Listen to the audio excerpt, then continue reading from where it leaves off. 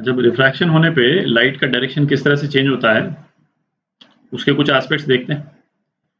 तो यहाँ पे दो मीडियम अपन ने ले ली है ना, इसको मीडियम 1 बोल देते हैं, इसको मीडियम 2। रिफ्रैक्टिव इंडेक्स दोनों का अपन ने दे रखा है, और ये लाइट जो है रिफ्रैक्ट होकर के मीडियम 1 से 2 जा रही।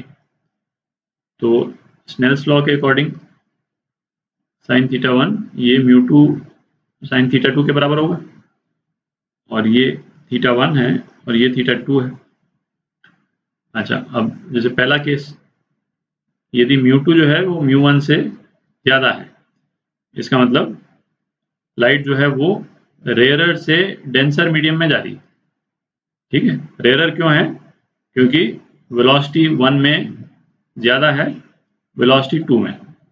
ठीक है, लाइट की वेलोसिटी मीडियम 1 में ज़्यादा है, और रेयरर और डेंसर जो है हम वेलोसिटी से ही गवर्न होते हैं। ये तो अपन वेव एंड ऑसिलेशन जब अपन ने पढ़ा था, ये है ना, ये उस टाइम पे अपन ने डिस्कस किया था।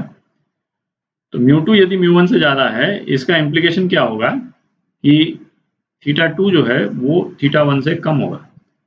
तो ऐसा क्यों? क्योंकि साइन थीटा 2 क्या हो जाएगा, mu 1 by mu 2 into sine theta 1। ठीक है, तो म्यू 1 यदि म्यू 2 से कम है तो साइन थीटा 2 थीटा 1 से कम होगा। इसका मतलब ये लाइट जो है नॉर्मल की तरफ बेंड हो जाएगी। ठीक है, यदि ये मीडियम नहीं होता तो लाइट कहाँ जाती? सीधी जाती। तो ये जो येलो डॉटेड लाइन बनाई है ना, इस डायरेक्शन में जाती, पर ये बेंड कर गई नॉर्मल की तरफ। किस केस में? म्यू 2 जो है म्यू 1 से ज़्यादा है। सेकंड केस देखते हैं। अब की बार क्या, म्यू 1 जो है वो म्यू 2 से ज़्यादा लेते हैं। ठीक है, तो लाइट जो है वो डेंसर से रेयरर मीडियम जा रही है। डेंसर से रेयरर क्यों? क्यों 1 में जो वेलोसिटी है वो 2 में वेलोसिटी से कम है। ठीक है, तो इसका इम्प्लीकेशन क्या है ना, इसी का रिवर्स है। थीटा 2 जो है वो थीटा 1 से ज़्यादा होगा। इसका क्या मतलब निकला? तो मतलब एंगल ऑफ रिफ्रैक्शन ज़्यादा है एंगल ऑफ इंसिडेंस से। तो इसका रे डायग्राम कैसे बनेगा, उसको बनाते हैं। तो इस वाले केस में रे डायग्राम जो है वो इस टाइप का दिखेगा। ये एंगल ऑफ इंसिडेंस हो गया थीटा 1, और ये एंगल जो है वो एंगल ऑफ रिफ्रैक्शन हो गया थीटा 2। तो ये आप देख सकते हैं भाई, इस वाले केस में तो ये रिफ्रैक्टेड रे जो है वो इस तरफ बेंड कर गई थी। ठीक है, स्ट्रेट लाइन, चूंकि ये येलो डॉटेड लाइन थी। इस वाले केस में येलो डॉटेड लाइन ये है, और ये रिफ्रैक्टेड रे जो है वो इस तरफ मूव कर गई। तो ये इसको बोलते हैं bending away from the normal, और ये ऊपर वाले केस में टूवर्ड्स द नॉर्मल, है ना, नॉर्मल की तरफ गई और नॉर्मल से दूर चली गई। ठीक है, अच्छा, इस वाले केस में तो जैसे दो मीडियम अपन ने लिए थे, तो दो से ज़्यादा यदि मीडियम हो तो लाइट रे जो है वो किस तरह से बिहेव करती है, इसको देखते हैं। अच्छा, तो हम देखते हैं यदि दो से ज़्यादा मीडियम हैं जिनके रिफ्रैक्टिव इंडेक्स जो है वो अलग अलग हैं, तो जो फाइनल रे है रिफ्रैक्टेड रे और जो इनिशियल इंसिडेंट रे है उनके उसके बीच में क्या रिलेशन है ना, कोई रिलेशन हम निकाल सकते हैं। तो इसको थीटा 1 बोल देते हैं, ये थीटा 2 हो जाएगा। अच्छा, ये वाला एंगल भी थीटा 2 हो जाएगा। ठीक है, इसको थीटा 3 बोल देते हैं, इसको ये भी थीटा 3 हो जाएगा, दिख रहा है।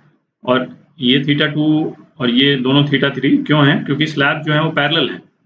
ठीक है, ये थोड़ा मतलब ध्यान में रखना जरूरी है कि स्लैब्स पैरेलल हैं, क्योंकि अपन जो रिजल्ट निकालेंगे, स्लैब यदि पैरेलल नहीं हुए तो वो होल्ड नहीं करेगा वो रिजल्ट। तो और ये जो है इसको थीटा 4 बोल देते हैं।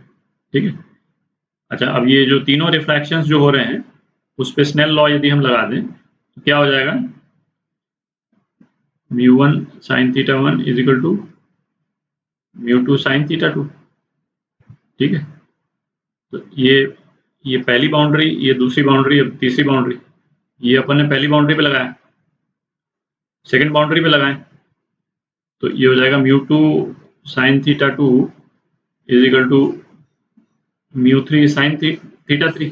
ठीक है, और थर्ड बाउंड्री पे लगाएं तो mu 3 sine theta 3 is equal to mu 4 sine theta 4। दिख रहा है? अच्छा, अब इसमें देखें, जो ये वाली टर्म और ये वाली टर्म ये तो सेम ही है। ठीक है, तो हम चाहें तो यहाँ पे लिख सकते हैं भाई म्यू 4 साइन थीटा 4, ठीक है, क्योंकि ये इसके बराबर है। अच्छा, फिर इसमें देखें ये वाली टर्म और ये वाली टर्म तो सेम ही है, ठीक है, तो यहाँ पे हम लिख सकते हैं यही वाली टर्म। तो नेट रिजल्ट क्या हो गया, μ1 sin theta 1 is equal to μ4 sin theta 4। तो इसका मतलब ये हो गया कि जैसे एक से ज़्यादा स्लैब से यदि कोई रे पास कर रही है तो उसका जो फाइनल एंगल होगा, फाइनल जो रिफ्रैक्टेड एंगल जो होगा, वो जो बीच वाले स्लैब जो उस पर डिपेंड नहीं करता है। जो पहला मीडियम ये वाला और जो लास्ट मीडियम वो वाला, इन्हीं दोनों पे डिपेंड करता है। बाकी ये है ना μ2 और μ3 इस एक्सप्रेशन में नहीं है, तो इन दोनों पे डिपेंड नहीं कर रहा है, केवल इस पे और इस पे डिपेंड करता है, ठीक है। तो जैसा मैंने कहा, ये ध्यान रखें कि इसमें ये सारे स्लैब जो हैं वो पैरेलल हैं, है ना, इसीलिए अपन ये एक्सप्रेशन लिख पा रहे थे। ये दोनों थीटा 2 बराबर और ये थीटा 3 दोनों बराबर इसीलिए कर पाए क्योंकि स्लैब सारे पैरेलल थे, ठीक है।